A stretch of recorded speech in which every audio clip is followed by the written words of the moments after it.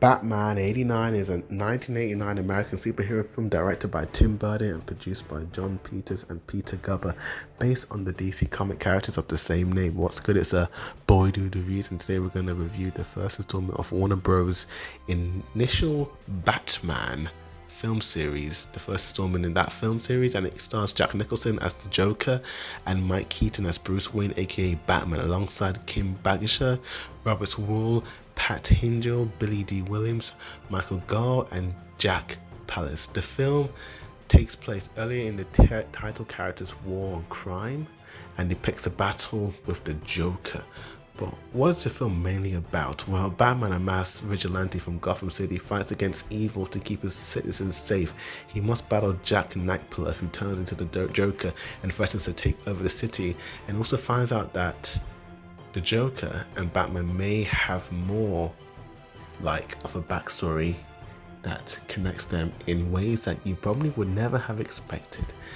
Now, yes, the film, after Tim Burton was hired as director in '86, Steve Englehart and Julie Hickson wrote the film's treatment before Sam Hamm wrote its first screenplay, and Batman was not greenlit until after the success of Tim Burton's Beetlejuice in 1988. Numerous A-list actors were considered for the role of Batman before Michael Keaton was cast.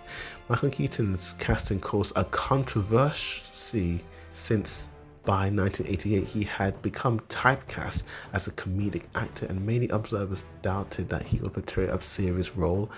And Jack Nicholson accepted the role as the Joker under strict conditions that dictated top billing, a high salary, a portion of the box office profits, and his own shooting style, plus the fact that the character of the film is called Jack, and the actor's name is called Jack. And yeah, the film's tone and themes were influenced part by Alan Moore and Brian Bolland's The Killing Joke and Frank Miller's The Dark Knight Returns. The film primarily adapts the Red Hood origin story from the Joker, which Batman inadvertently creates the Joker by causing him to fall into Axis chemical acid, resulting in his transformation into a psychopath, but it adds a unique twist in presenting him specifically as a gangster named Jack Napier.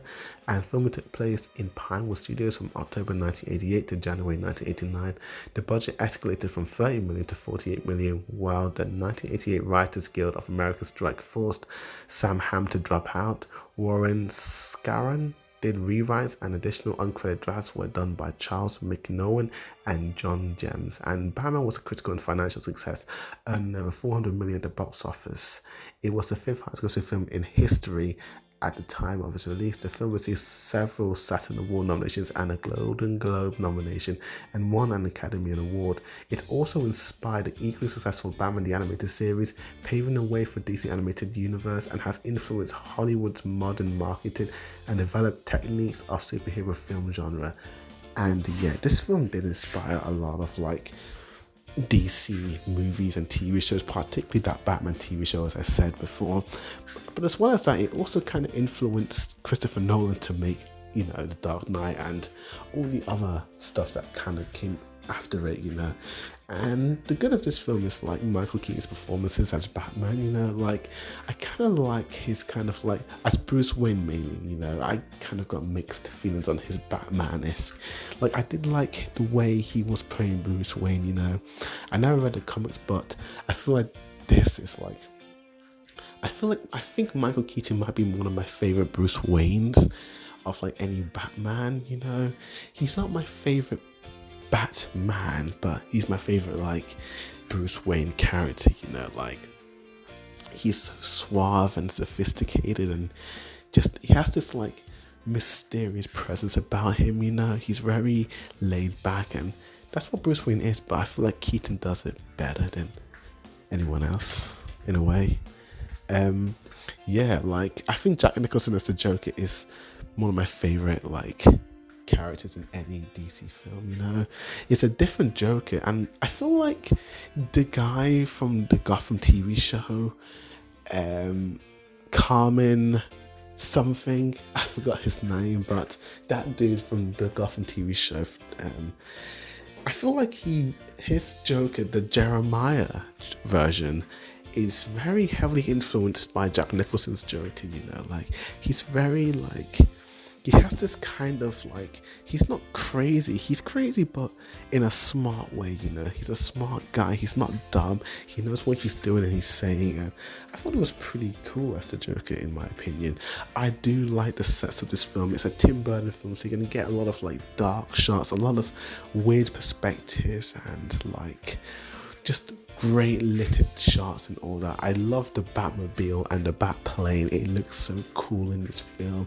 Billy D. Williams as Harvey Dent, he may not have had a big performance, but it's always great to see this dude, and yeah, I thought it was really cool and just a groovy flick, It flowed nicely. It's not how you would think, because when I first watched it, I thought it was going to be like constantly crime fighting, this, that, and it kind of is a mystery. Like, Batman's identity isn't revealed, and if you are completely oblivious to who the identity of Batman is, and you watch this film, you're gonna be like, oh, it's this rich guy. Like, because they don't make it obvious until like halfway that Batman is Bruce Wayne, because they feel the way it's shot, the way it's cut, it makes it think that Batman and Bruce Wayne are two different people, and it makes sense because they act like different people. They don't act the